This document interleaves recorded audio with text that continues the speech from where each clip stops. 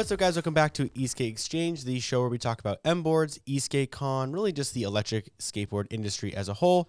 And today we've got Mr. SoCal Legend in the studio today, as well as Jacob. That's me. Esk8LV. Okay, so today's going to be an interesting episode because we're talking all about the race section of Esk8Con. Right. All the details, the rules, what you can expect, like the way that everything's going to shake out on the day. So that way there should be no more questions. I will say that our rules are not necessarily set in stone. So we want to hear your guys' feedback. You guys can go to the Esk8Con website, esk8con.com/race, I believe. Worst case scenario, you can hit the race tab at the top of the navigation bar. And if you scroll down, all of the rules are posted there. So you can read, follow along with the podcasts, whatever. But if there's anything in here that doesn't make sense or think that should be changed or anything like that, we're always open to hearing it. Doesn't mean we're going to change it. Yeah, I think there's so many scenarios that could pop up that, ultimately most of them are just going to be decided on the spot by senior race director himself. Right. Yeah. So this year, different from previous years, is we're taking over the racing. I feel like we've done the race. We've been present at the race 2 years in a row. We've been to other races. We kind of know how it's supposed to work. Yep. No shade against Mo and his team, but he wants to focus, and I 100% respect this, on his team. Right. He doesn't want to have to do the race and deal with his team and like try to deal with the stooge boards all at the same time, and I totally respect that. So I think it'd be a great time to. It was just worked out. Good transition for everybody. It was a learning experience for us the first 2 years because we just didn't have the manpower, we really didn't know how people were doing these, and so they were leading the game and racing and getting things coordinated. So I mean, we took as many notes as we can, and and come to find out, it's not really standardized very well. No, not at all.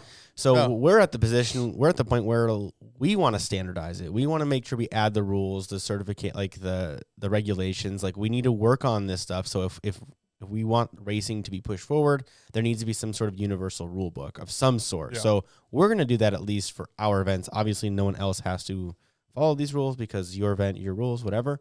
But anyways, to start though, let's talk about like before the race even happens, and then people getting there and like what they should expect that way. So ahead of time, we will release the dimensions and size of the track. Right.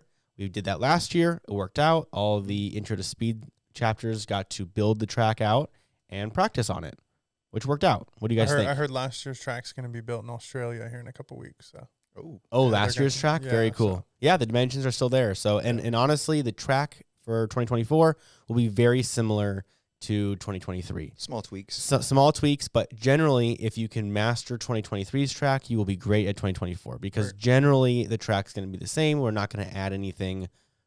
I mean, what else can we do? It's not. It can't be that crazy, right? So anyways, but expect some tweaks because we want to keep it a little fresh. We're gonna add moguls. We're gonna we're gonna add some ramps. We're gonna have like a water area. We're gonna just do a big figure 8, so that way you never know what's gonna happen when you cross that center. Death match. No, that would be something to watch. That would be fun, man. That might get our sponsor dollars up, dude. Hell yeah. There'll be 6 people who will even want to do that, but I'll be one of them, I suppose. So on the day, Friday morning, you guys get in. First off, qualifiers don't start until noon on Friday. Right. So anyone who's coming into town, don't stress. You don't have to be there right at. I made the mistake earlier in our last year saying that qualifiers would be moved to Friday morning. I didn't really necessarily mean the stroke of 9 a.m. or anything, but I just more so meant like earlier-ish in the day. We're going to start them. Anyways, we decided on noon. So that means from 9 a.m. to noon, you have 3 hours to get there, get in, get your ticket scanned, and then make your way over to the race registration booth where you'll check in with Joe and his team. You'll get your racer number. You'll get your bib for your jersey. I don't know if we're doing front and back or whatever we're doing, though. You're going to bib for your jersey. You'll get a number sticker for your helmet, and then you'll get your RFID tag that will go on your helmet. And yes, this is going to be a timed. Yes, we'll have a timing system. I just spent a lot of money on a timing system that we'll get to use hopefully more than just once a year, but at the very least once a year. But anyways, so what you need to do is you need to report to the registration booth with your board. We're going to ask you what board you're riding. It doesn't matter what it is. You could ride anything you want, but we're going to still ask you about it. We're going to ask you to see your helmet, make sure that's not like broken. And also we need to apply the stickers for you. Yep. We need to make sure everyone's RFID tags are actually put on properly and not peeling off or not in the wrong spot or anything like that. So we'll put those tags on for you. And then, you'll get your number and you'll be on your way. Is Joe going to have his tent set up, or are we going to do an Esk8Con with some of his stuff? Have we decided? I don't know yet. Because there's going to be a couple, like you'll see a few, like, official Esk8Con tents. One, of course, right when you walk in. Yeah. There's going to be another one that'll have, like, merchandise, things like that, that you can swoop up.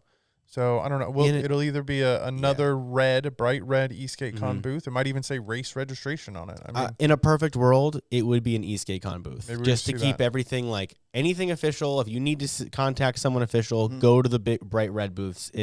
We'll have no issue. Right.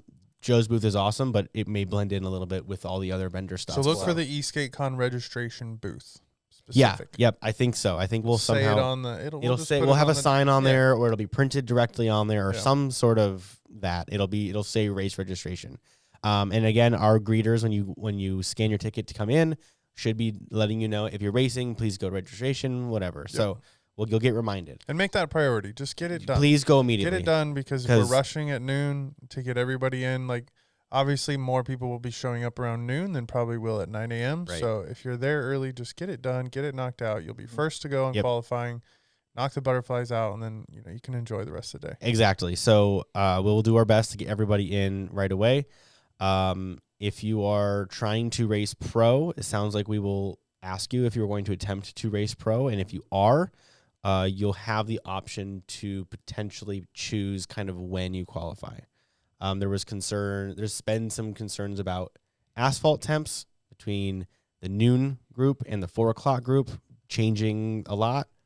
It might change a few degrees. It might change a few degrees. I don't know how much that's really going to affect everybody. It's too much to worry about, honestly. It's a lot. So anyways, we're saying sure. If you really feel like you're going to be a pro and you really care when you go, you can defer to the later groups if you want. I guess I don't really care. It doesn't really change much for us. It just matters it'll just change what number you get, what racer number you get. We're not doing picking. You can't pick your number. It's just too much. I guess, right? What do you guys think? I mean, if you get in line and you want to be like, okay, this is the first and this is the 60th, I mean, you could plan that way, but sure. I mean, way too worried about little things like that don't matter. It doesn't matter. We have to do a lot of this stuff. We have to program all the chips. We have to do all this stuff ahead of time. And I can't determine who's going to have what ahead of time. So at this point, it's going to be literally the first person in line gets racer number 1. That's right. And the last person in line gets racer number 150. Yep. That's just is what it is. That's how we're going to do it. It may not be your favorite answer in the world, but that's just the way that we can do things smoothly. We're trying to make sure we're not having just random errors because someone wanted a specific number. Like it just needs to be easy, simple, whatever. And if you don't, if you know you're not going to be in the pro, then please don't ask to go later. Because otherwise, this is exactly what's going to happen. We're going to have 50 people that want to go at 4 o'clock, and we only have time for 20. So that's it. That's all that can race at 4 o'clock for qualifiers. Right. So at this point, I honestly do not think it's going to change anyone's qualifying time by a substantial amount. I really don't think so. I'm going to laugh when somebody does it at noon and sets the fastest lap time. Right. That's what's going to happen. That's what's going to happen. Off, yeah. That's what may happen. So, okay. So that's what's going to happen. So you get there, you go to the racer registration booth, you bring your helmet, your board, you get your number, you get your RFID tag applied. And then once you know your number, you know approximately when you're going to be racing, when you're going to be qualifying, because we will have a schedule, like a minute-by-minute schedule, really. So the way that we're doing it this year Mention your race helmet too. Don't just bring your cruiser, whatever you brought in. Bring whatever helmet you're going to be wearing to race. Bring whatever board you're racing on. Correct. Bring those items. Don't bring your buddy's helmet that you just are going to borrow for today. No, you need to have your own helmet. You can't share a helmet with another racer because we're going to be putting your unique RFID tag on your helmet with your unique number. You can't share helmets. I mean, I think that goes without saying, but we'll say it anyway. You need it all weekend. And if your helmet gets damaged at any point, then let us know immediately because we need to change out your RFD tag. Yes, absolutely. Because that happens. Like last year, we did have a couple riders go down. I do believe they continue to wear their same helmet. But if your helmet did get damaged to the point where you didn't feel comfortable, even if you dropped it, this is how it's supposed to be. Even if you drop your helmet, you're supposed to not ever wear it again. Right. We all are guilty of. There's a thing in mountain biking though that's sort of suspicious is when you first buy a helmet, so throw it on the ground. You're supposed to throw it on the ground. Yes. Really? Yes. Yeah. It's a very superstitious thing that almost all mountain bikers do is they buy a brand new helmet and they will drop it on the ground right away. That's why I dropped mine on the ground before I got it painted. Interesting. Yeah. It's just supposed to it's hit the ground now, so now it's supposed to take the bad juju away that the first one isn't you. I'm sure the manufacturers will love that. Oh, I'm sure they love it. Yeah, they're gonna be a new regulation where it's gonna be 2 drop minimum. Yep. But anyways, please, if you need to switch your helmet, go to the booth right away so we can get that switching. We really don't want to have to wait for anyone to get their stuff. And honestly, Joe's not going to be your friend this weekend. 362 days out of the year, he's your buddy. But for these 3 days, absolutely not. So a number to me. What's going to happen is we have a schedule and we're sticking to it. So if you're not there and we can't find you, sorry, we're just going to keep rocking. Right. That goes for qualifying. That goes for heats. That goes for everything. Right. And what's possible, I suppose, maybe it's possible, is if you missed one of your heats, but were able to make it for your second heat, if you won that heat, you might be able to make it into the finals if everyone else really shit the bed and couldn't get 10 points together. Yeah. But I don't recommend it. No, I certainly don't recommend that. Okay, so where are we at now? Okay, so 2023, the way that we did our qualifying times was 1 hot lap. That was it. That's right. Which was fine, but I know a lot of people probably could have greatly improved their time had they had more than one shot at it. So this year what we're doing is we have 4 racers on the track at one time, and you all get 4 minutes. Your session is 4 minutes long. That's right. So you're sharing with 3 other people. The idea is that you are not meant to block them or race them. You're meant to let them pass you during qualifiers. You're not supposed to be driving or riding defensively. You're supposed to let them pass you. And you have 4 minutes. And in our lap times, I think our fastest lap time was 31 seconds, I believe is what Morgan had. And I think our longest lap time was 1.5 minutes. So the average being 45 seconds. So that means in 4 minutes, you should almost get 10 laps in. Almost. At 40. No, sorry. That's 100 seconds. That's 400 seconds. Sorry, dude.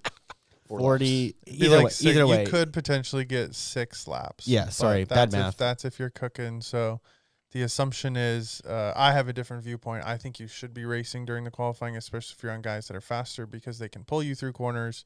They can lead you into turns. But the overall consensus is if you are noticeably slower on the track, right, please ride a non-racing line yeah, when you're getting passed. You don't have to stop. You don't have to slow way down. You just got to clear out the way. If that means you're in a corner and that dude's right on your ass, guess what? He's got 4 other laps to make it up. Right. It's his job to go around you. And in that 4 minutes, if someone wanted to stop and throw away one of their laps to get a better position, to be able to really cook it on the next lap, that's fine. That's fine. That's up to them. The time management. 4 minutes. Out of the way. Yeah. But also too, we're not starting 4 people at once. It's going to be no. So, and that's why the race rule says approximately 4 minutes, because what's going to happen is we'll have 4 guys, and the first one will go, and probably 5 seconds later, the next one will go, and so on until we have all 4 on the track. So the last guy who goes will have 15 seconds or 20 seconds less time than the first guy. Oh, well. Yeah. It's approximately 4 minutes. It's not going to change much, honestly. Really. If you guys can't get a time together within those 3.5 to 4 minutes, it's still significantly better than a 1 hot lap. So last year was 1 hot lap. Yeah, 1. Now you get at least 2, but you should get at least, honestly, 4, maybe 5. So everyone should be fine at that point. And this is still very similar. Like you'll notice a lot of the things. Oh, Ding early. dong. Yeah. We're race fans. Like I watch MotoGP. Joe's into F1. Mike watches F1. both. Yep. So it's the same idea that when qualifying starts for them, they get 60 minutes. The clock starts. If they don't feel like pulling out of pit lane right away, they don't. They sit there for 2 minutes and they let everybody go ahead of them. And then they decide, okay, I got the open track. So that's the same idea with us doing the 5-second split is okay. If you're fourth, like get on it. Let's go. You're only losing 20 seconds. I'm honestly tempted to just let all 4 of them line up at the line and just hit, okay, y'all can go whenever you want. That's what we were doing until about 20 seconds ago. Okay, so well, that's why I thought we were all just going. It's not written in the official race It's rules. not official. So, yeah, I think I like that better. If it was the same way we start the race. If someone wants to go first, go ahead. If y'all, like, obviously, whatever. It doesn't matter to me. We got your 4-minute starts. Go whenever you feel comfortable going. I think that's fair. We're all adults here. Yep. We can all make it happen. Yep. So I think everybody will agree that that's a better system than year 2023. Right. Right. Okay. So that's how our qualifiers work. Now, at the end of all that, our timing system will be getting all of our times, record everyone's times, and it will automatically pick your fastest lap time and then rank you from 1 all the way to 150. The way that we're doing breaking out our classes is first place all the way to 24th place, as far as qualifiers go, will be pro. Right. The next 42 will be advanced. The next 42 will be sportsman, and the bottom 42 will be novice. We're letting the math dictate. Last year, we went kind of looked at the times and tried to figure out where the biggest breaks were. I don't care where the biggest breaks are. Doesn't matter. I'm letting the math do the work. I'm letting the system do the work. So the top 24 are pros. The bottom 3 sections of 42 will be what they are. Yep. They'll be novice, sportsman, or advanced. You may see some advanced guys running very close numbers to the pro guys, but yep, that's what they are. They're advanced. They're not pro because they didn't make it. And like 24 people is a lot. It's a lot of pros. A lot of professional. What we're calling pros, not professional, but like right. I mean, after the weekend they might be. Yeah, professional. Yeah. So that's the idea. So that's how we're going to break it up, and I think that's literally the fairest way because that way that's not subjective. It's not like, oh, why'd you cut it here when you could have cut it there? Right. Why did this guy get bumped into sportsman when, whatever, or why did this guy end up being a pro when he maybe shouldn't have? You should have drew the line a little higher. This way, it takes all of the emotion out of it. Yep. It's literally a hard line, and then what we'll have is a big, I don't know how big it'll be a big TV? Vertical TV. I don't know if it's gonna be that one or maybe a little bit of a cheaper one, so I don't have to worry about it. But a big vertical TV I was messing with the system yesterday, and the live results are pretty good. So it'll literally put the live results on the screen for you. So you'll be able to immediately get off the track and go see your time, and you'll see exactly where you're going to place after everyone filters in. So it should work out. I would say great. If anybody has one of those huge screens, like what are they? Projector, almost, bro. Yeah, almost, but not even a projector. They're like I can't even think of what they're called now. Like a big advertising screen. Like a scoreboard. Yeah, we'd love to have that. Yeah, I'd love to have that. But for 20 G's a day, dude, we tried to rent like a real scoreboard. It was like $20,000 a day. Oh, no. Freaking day, we were bro.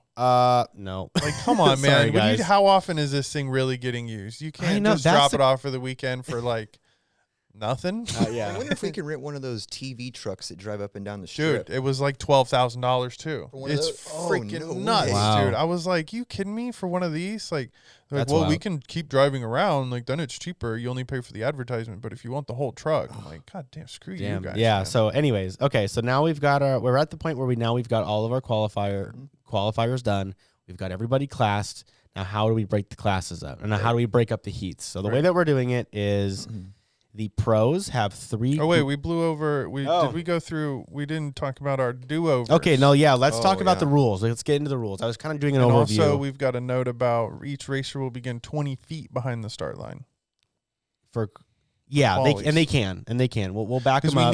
We need them to cross. At speed. Right, we need them to actually cross to trigger the first lap. Yeah. So what we'll do is we can start reading the rules. Which really, I guess, if you think about it, we would start it the other way around. You would go your first lap out wouldn't be a hot lap. You know what I mean? Well, for us though, just to get the timing started, I say we just back them up and just let them go, and then that starts immediately, because then we're not wasting a whole lap untimed. Yeah. So, okay, so we'll start reading the rules at this point. I was trying to go a little overview, but like let's make our way through it. So qualifiers, racers will get a multi-lap session running approximately 4 minutes to record the best time they can. Racers will share the track with 3 other riders. The fastest recorded lap is a racer's qualifying time or QT. Each racer will begin 20 feet behind the line. Time will begin when the racer crosses the start line. Time is concluded as the racer finishes the lap by passing the start/finish line again. So pretty much literally it just triggers every time you cross the line. And we'll be on a stopwatch. So if you see the checkered flag, then that means your qualifying time is over. Yep. You'll have a white flag to say this is your last one. Right. Like and again it's gonna probably do white flag for the last minute. Right. Yeah. Because we won't be able to tell them it's their last lap. Well, we may not be able to. Yeah. So I think we do last minute, because then that could mean you still have, if you're just going through, you're coming up to it, maybe the white flag's been out for 10, 15 seconds. Right. You still have one more lap. Yep. So what the idea would be is we'll somehow get the track to open in such a way where they could cross the line and it would take them immediately off the track, and we could close the track again. Yep. We'll try to, I don't know if we could throw one of the barriers on wheels or something where we could physically move the track so that they could cross the line one more time as they leave. And that way there's no way for them to like accidentally keep going. Like we need to get them off the track in the next group before going. So we'll figure that out. We got time for that. Okay, so then we've got qualifying lap do-overs, which I don't know what else to call it other than a do-over. I'm sure that's not the greatest word for it. Racers are entitled to a second qualification lap session for the following reasons, which is an interference from a spectator. So, like, I don't know what would happen, but obviously the spectator would be immediately removed from the event. Yeah, like there's no way, because if they interfere with you, that could seriously hurt somebody. Yep. So that's not going to happen. Not putting up with that. Track failure or defect. So again, if for whatever reason the race, like for example, we forget to move the race back and you start your race and immediately get off, you're like, oh, wait a second. We'll start over. That won't happen. But I suppose if it did, will reset you, right? Mm-hmm. Debris on the track. So if there's trash, pieces of another rider's gear, etc. Again, like we'll have someone there. I mean, that's part of Joe's team to keep an eye on the track, make sure there's nothing out there. And best thing to do as a rider in those situations, get your hands in the air. That creates attention. So we'll know that there's something wrong. You don't have to stop. We'd rather you didn't stop, because that could screw up the guy behind you. Right. But when your hands go in the air, that notifies other riders to slow down. There's something in the track, and that way we can come and check it out. And then if there's a timing error, which you may not know, but we'll let you know. We'll say, hey, dude, something happened. Like something happened. You didn't. And we'll know that pretty much right away. If you're not, every time you cross the line, we're not getting a scan. So I don't think that'll be a main issue. But if it does, though, we're not going to pull them off the track right away. No. They're going to finish what they're doing. Yeah, because it might re-trigger. If we get 3 out of the 4 scans and they're happy with their best one, then we'll just say, you know what, dude, let's not risk you getting hurt. Let's not risk anything. Let's keep this time as is. Yep. And then racers are not able to request do-overs for board malfunctions or crashes. Right. If your board shits the bed on you right then during qualifiers, this is kind of the harsh reality of racing. Mm-hmm. It is what it is. I hope you got at least 1 lap in. Otherwise, you're going to get otherwise it's a DNS. Yep. Like you didn't qualify. We can't just place you the novice, because if your stooge board blew up on you and you didn't start, and we just put you at the bottom of novice, then you're going to completely destroy that overnight when you fix your board. Got to have a qualifying time. And that's a board thing to bring up too, is one thing we talked about. But if you do happen to have a board malfunction, let's say on the starting line, you get equivalent or less than. So so you're standing on the starting line with a Meepo Voyager, you don't get to swap out for your buddy Stooge, because he says, oh man, here, try this, you'll be going faster.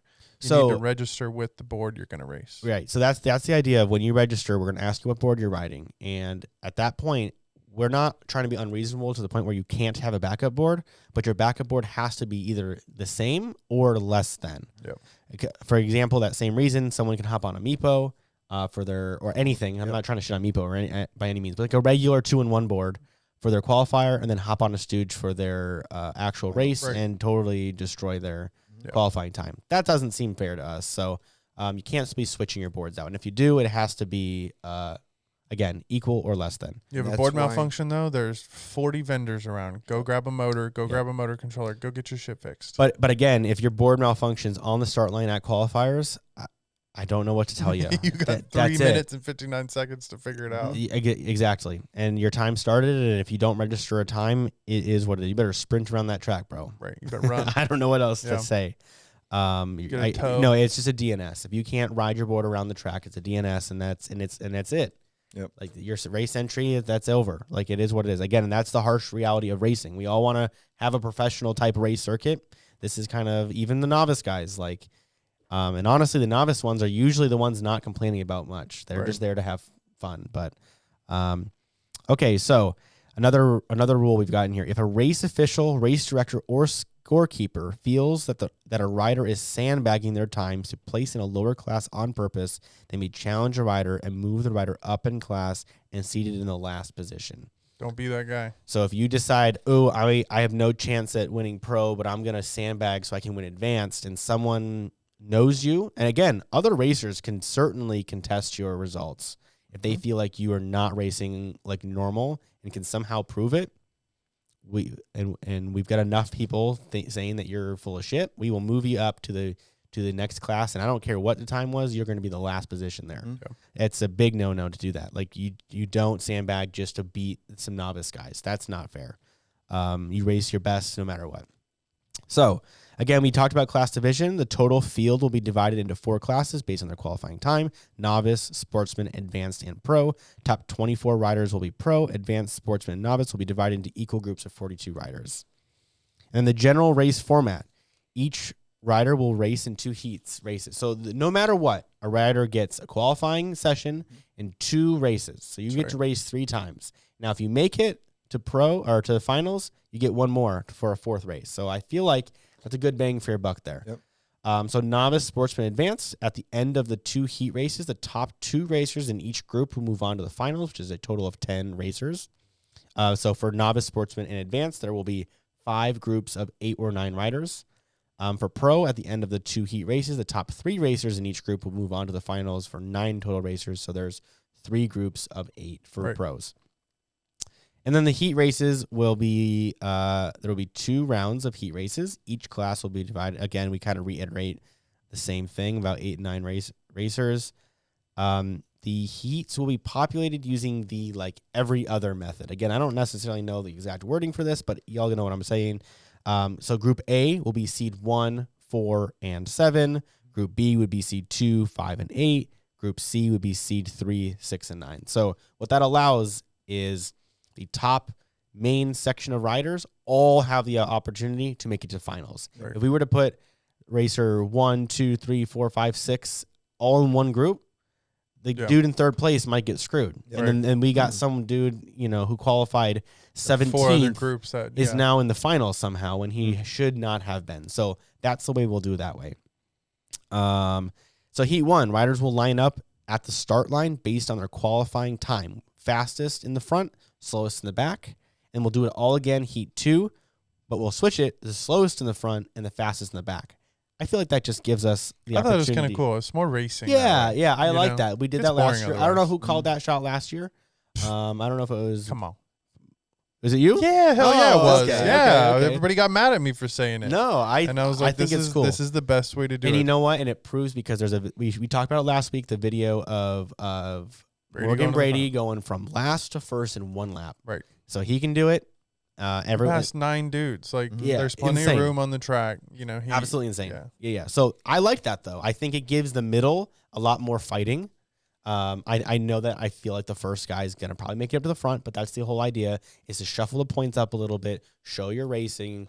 There should be no problem. Even if you don't win you can still win or be seated first by getting 2 second places, right? You don't have to win to actually come out on top of your heat. So again, as you win or as your placement for each heat, you'll gain points. So if you're first place in your heat, you get 10 points. Second place, you get 8. Third, you get 7. Fourth, you get 6. Fifth, you get 5. Sixth, you get 4.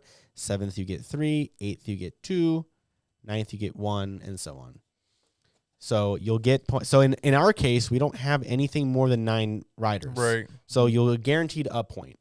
No one's getting 0 at this time. No one's getting 0.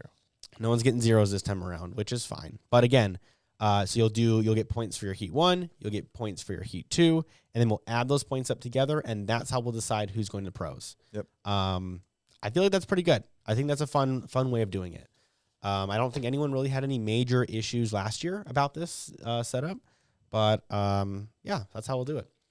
And then again, through the heat races, we'll be lining you up based on your QT, your qualifying time. Your points don't come into play until finals. But that's only for the first round, right? This says first and second, but it's just first round because then we flip them. Yeah. But it's like reverse qualifying. Right. Time. It's still based on their qualifying time because we do reverse them in the reverse order, but we'll still take into consider that the original order will be based on the qualifying time. I guess I read that wrong. And then your finals, again, at the end of the 2 heat races, top 2 from each. So we get 10 total racers for the finals for novice, sportsman, and advanced. And we get 9 total racers for pro. If I'm right, we're doing the heat races for novice and sportsman will be finished by Saturday. I can pull up the schedule really quick on our Instagram. Again, if you're not following us on Instagram, you should. I thought so, I believe that sounds right to me. No, we were doing everybody races Saturday, everybody races Sunday. Yep. So it should be heat 1, you'll race on Saturday. So all finals are going to happen between 2 and 3 p.m. on Sunday. Right, and then we also do heat 2 on Sunday though, right? Yeah, so novice and sportsman heat 2 races are between 10 and 11:15. Got it. And then advanced and pro heat 2 races are between 12 and 1:15. So we'll qualify Friday. Mm-hmm. You do heat 1s on Saturday, heat 2s come Sunday. So you get to race all 3 days. Yeah, it's 3 days of racing. It is a lot. It's a lot, but racing's a lot. Y'all wanted to, again, or been begging for a more more like official racing format, and kind of here it is, and it's a lot. And we found that in the 2 years, dumping it all on one day is just not successful. No, we lose the crowd. Yep. We lose some people, and look, you've got plenty of time to plan this out. So definitely, don't be in a rush to get to the airport. It's Vegas. You can take a midnight flight. Yeah, definitely. So, again, we didn't talk about this, but the heat races will be 3 laps, which is approximately a mile. Yep. And then and then the final will actually be 5 laps, which is approximately a mile and a half ish. So, like that's the kind of the race format there. But now the finals, though, racers will now be reseeded with their points by points. And if there are ties in the points, then we'll go back down to their qualifying time. Yep. Right. So hopefully 45 minutes between our last heat race going and the beginning of our finals will give us enough time to see everybody and all that properly. It should not be a problem. Yep. Yep. 45 minutes is a long time, especially it's only nine people. Especially we have the 9 guys, so we'll figure that out. But okay, so then there is some notes in here about race stoppage. The race may need to be stopped for safety reasons. A crash is not an automatic stoppage. If the racer is still able, they can either remove themselves and their board from the track, or they can get back on their board and keep riding. So again, not all crashes are like that severe. They just you kind of eat shit for a second. Out, right? Yeah. Now we need to emphasize this is not a time for spectators to jump on the track and help out either. Oh, absolutely not. Stay off. Anybody that goes on the track during a race will be removed. I don't, like if we have a stoppage and no. Look, hate to say it, but if there's an emergency, like let us and the team handle it. Yep. Please just stay off the track, because there's going to be people that don't see what's going on. There are liabilities. Just please don't do it. Right. So if the race is stopped, riders will line up in their current positions before the stoppage. So like wherever they were at. Like if they just made a pass to be in first place, they'll come back around. We'll restart in the positions that they were in. The race will be restarted like normal. We may add an extra lap back on. Like we don't want to end it with 1 lap, right? If we had a caution or a stoppage with 1 lap to go, we'll bring it back a lap, and which again, that's not. There have to be a minimum two laps to be declared a final. Yeah, so if you guys just can't keep it up on 4 wheels, I can't sit there all day. Yeah, and then there are rules for disqualification. So like intentional contact that results in a crash is a no-go. Like we don't tolerate that. Conduct in general that is intended to cause a crash, so even if you attempted and weren't successful, we can still call you a DQ. And then if your helmet comes off at any point for any reason at all, if you fall and your helmet pops off, it's unfortunate, but you're out. Yep. That means your helmet was not on securely enough. Right. Your helmet should not fall off. If you take it off because any reason, I don't care what reason it is. I suppose unless another rider comes up to you and rips the helmet off of your head, I guess that would be the only other exception. It still shouldn't come off, man. It shouldn't come off, though. Still shouldn't come off. So yeah, there's our rules there. We talked about our equipment, about switching boards. Again, it does not matter what board you ride. You could ride anything.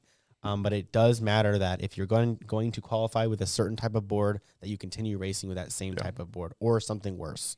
And that's why we want to have them at the race registration before you even start. Right. Yep. And there's, as far as we didn't really go over a whole lot of safety, but the reality is you have to have a helmet. We've made that pretty clear.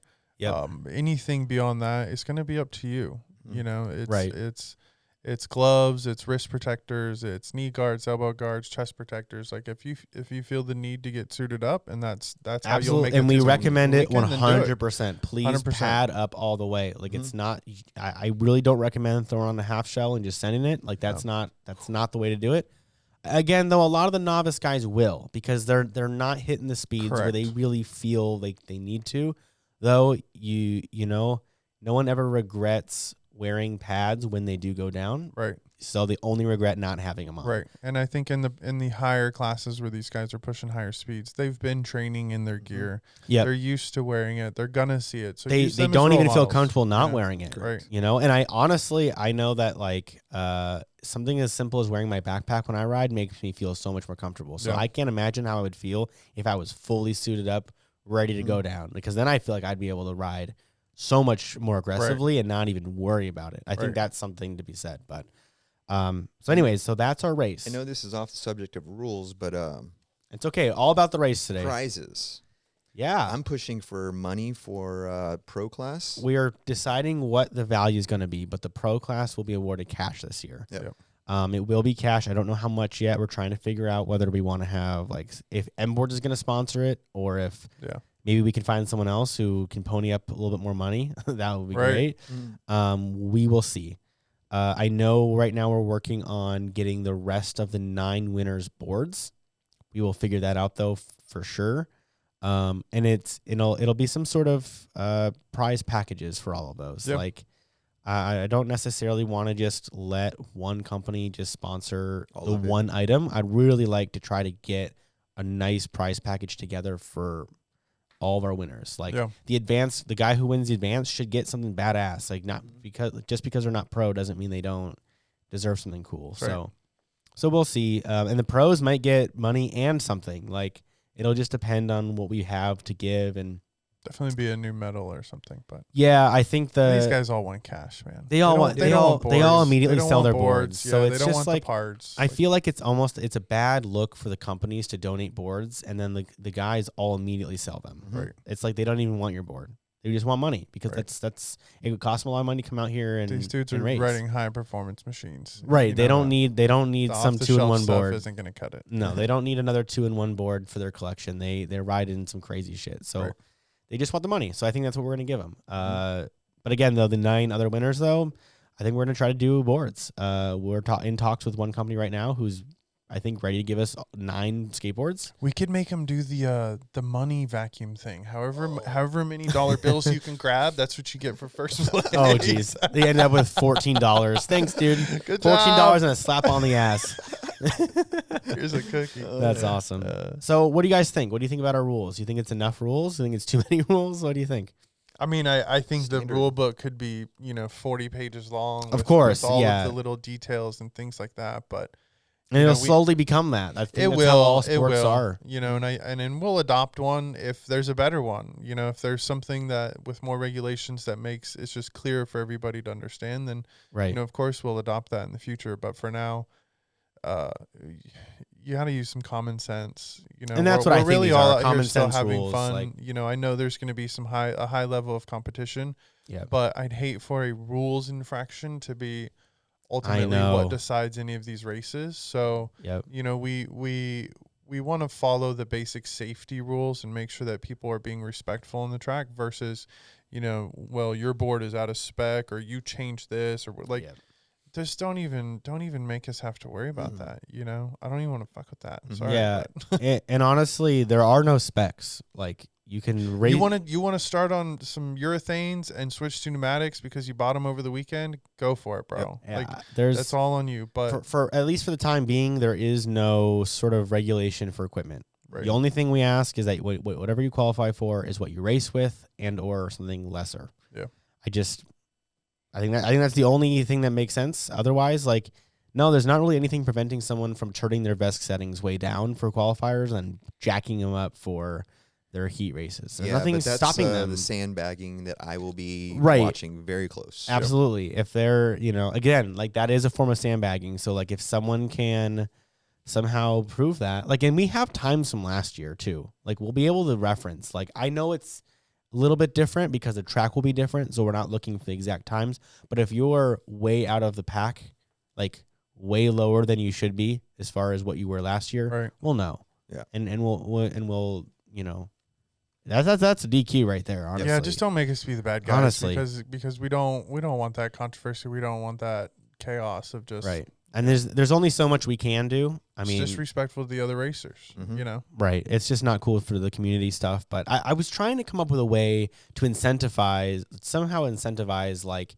awarding the position that you end up in somehow. I don't know what we would do, but like obviously the guy who gets the best time, QT time, has a great chance at winning the whole thing. So not necessarily awarding that again because he might win the whole thing, but somehow, like, I don't know how we would do it, but incentivizing some sort of making sure people are actually trying because they can win something ahead of time, but I don't know how to do it. But that's just an idea I had to try to incentivize, like, making sure people are doing their absolute best. We can think about it. Yeah, we can think about it. I'm sure someone in the comments could think of something. I was considering, like, whatever position that you're in, you get that many raffle tickets. So if you're in position number 1, you get 150 raffle tickets, and then all the way down to the last place, you get 1 ticket. So that really makes you want to like push up as many positions as you can because you get that many more raffle tickets. But it's a lot of raffle tickets in circulation now. That's a ton. It's a ton of tickets, dude. Yeah, it's a lot. That's a lot. So I'm like, maybe not that, but I don't know though. 1,000 easily. Yeah, right. So maybe then what we would do is like the first section of guys would get a certain amount of tickets. The next section would get, I don't know though, because it would just completely overrun our boxes of raffle tickets, and like nobody that wasn't racing would win anything. So like that's not cool either. Correct. Yeah. So I don't know. That's just an idea I had, but like nothing specific. I'm not sure how else we would do it. Yeah. But anyways, I think that's pretty much our show today. I know it was kind of technical and not necessarily super exciting, but now everyone knows the rules. Everyone knows what to expect. The rules are out. Yeah. So now feed us the questions. Now I'm still looking forward to those comments where we go, wow, but the Stooge guys have an unfair advantage and all the times, dude. It'll shake out in the times, so you don't have to worry about it. So one thing I do want to say with myself being in charge, I'm going to be working with Mike directly, and then I'll have my crew, and we will be doing an intro to speed to try to test out the entire system. Yeah.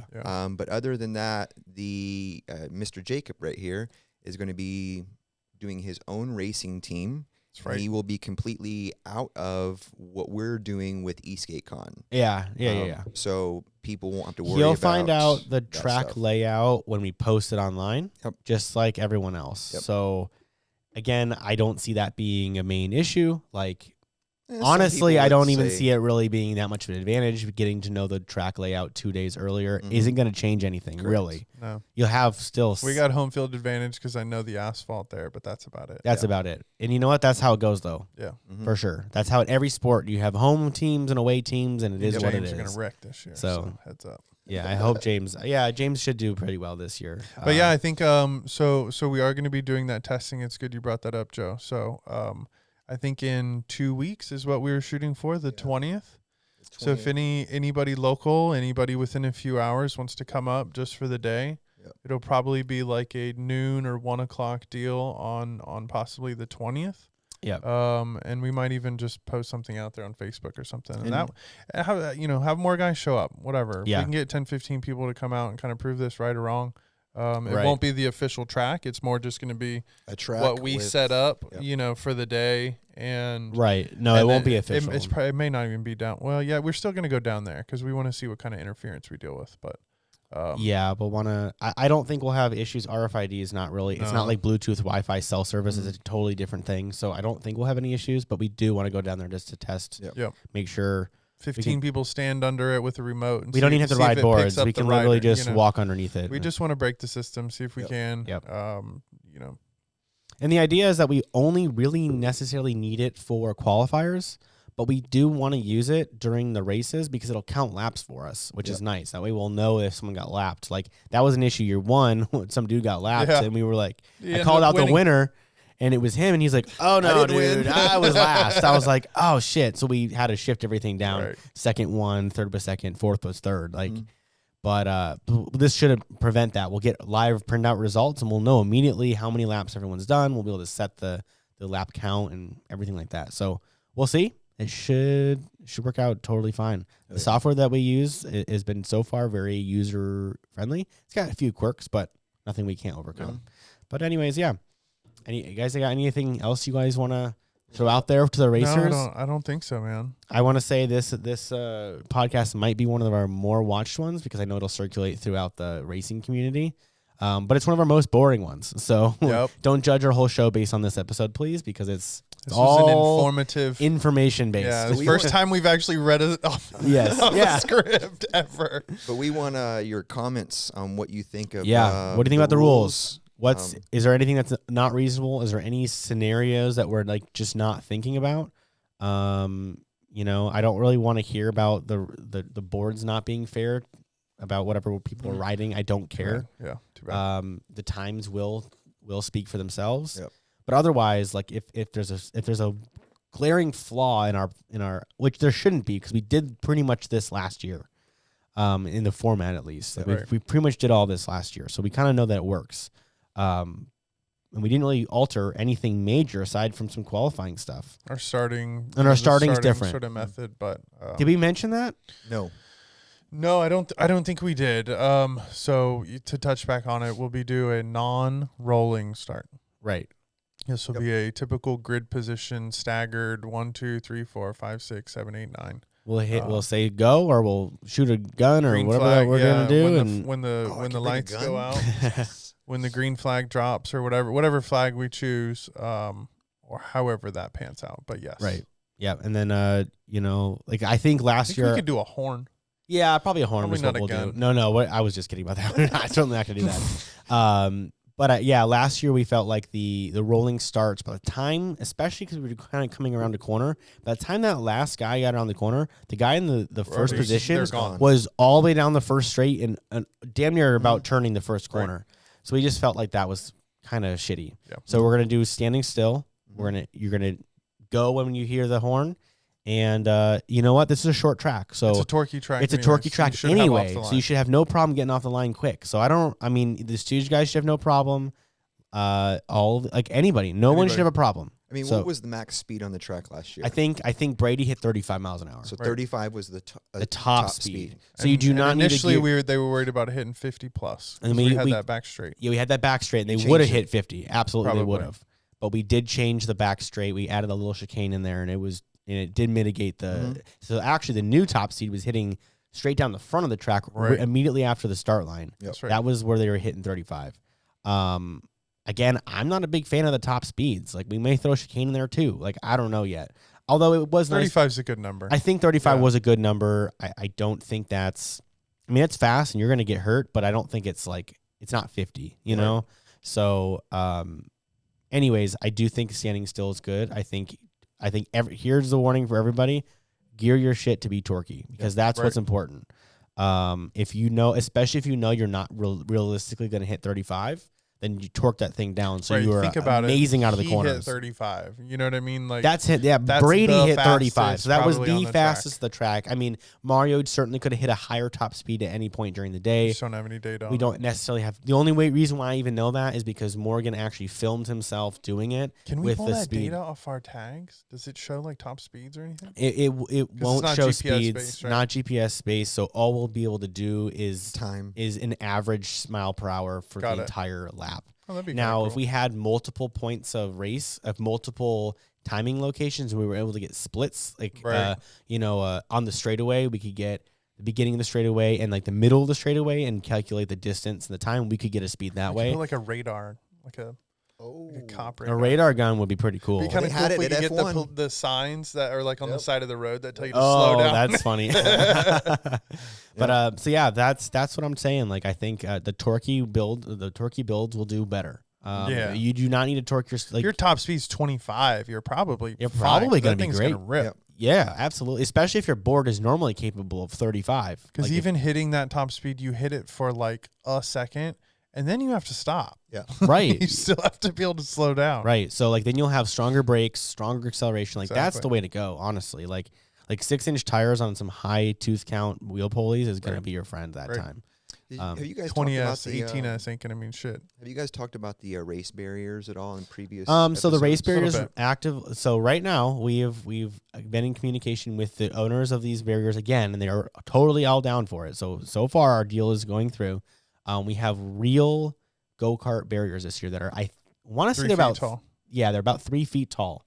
They're real full size. Like it can take a go-kart into the side of them and not really move. They lock together. They lock together. Pin lock together. So we'll have maybe we fill a couple with water, but I don't think we're. He claims that you don't need water at all. Yeah. By the time you lock them all together, the whole track weighs enough to keep it in place. That they won't blow around, like nothing like that. So last year we had them all filled with sand, and that was terrible. And it was fine. Disaster. For what it was fine, but it required a lot of maintenance. Like Martin and John were running around literally 2 days straight just repairing the track. We should have none of that. Mm-hmm. We won't have loose hay everywhere again this year. We won't need it.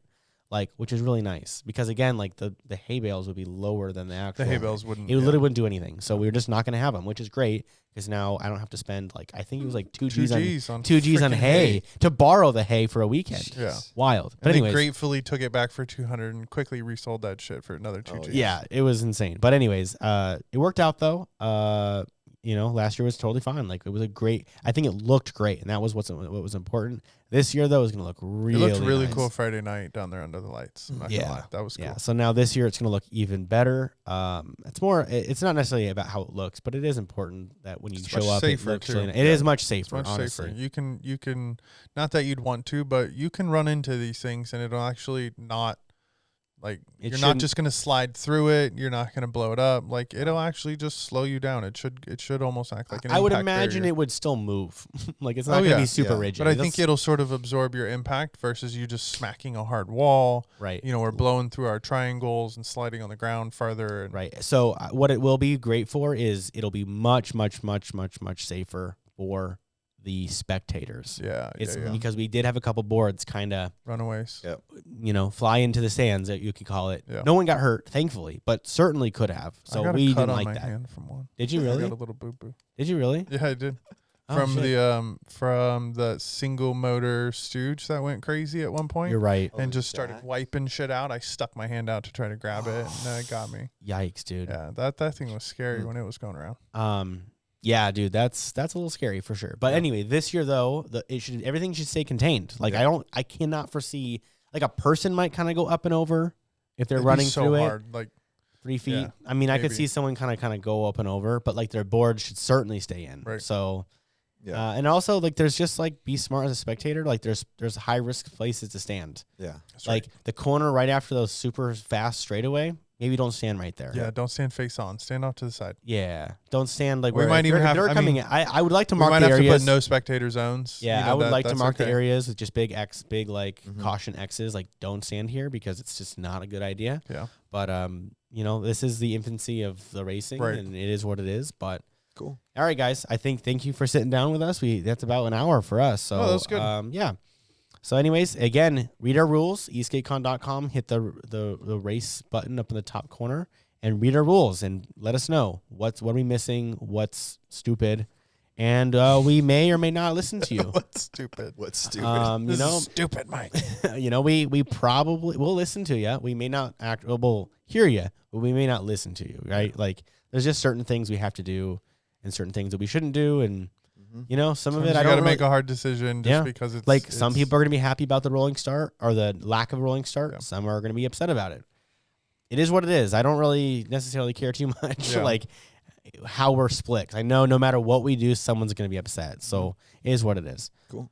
All right, guys. Thank you guys for watching. Yep. And yeah, we'll see you in the next one. See you guys. Yeah. See ya.